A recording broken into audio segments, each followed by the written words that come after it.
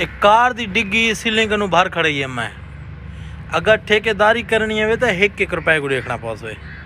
अगर तुसा 1-1 रुपए को नवे दे दे तो तुसा नाकाम ठेकेदार हो।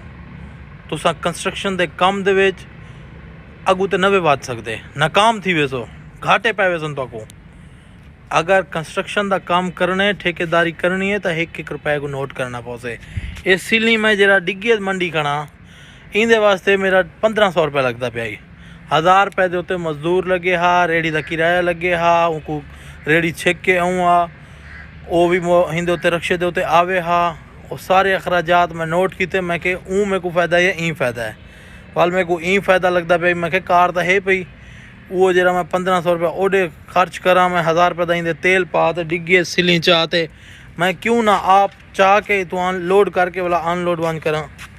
तो अगर ठेकेदारी करनी है तो 1-1 रुपए को देखना पौसे।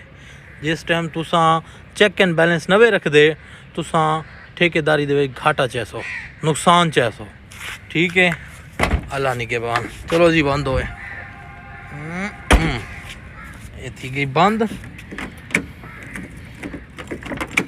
आओ जी, ओए होए होए, चलो जी।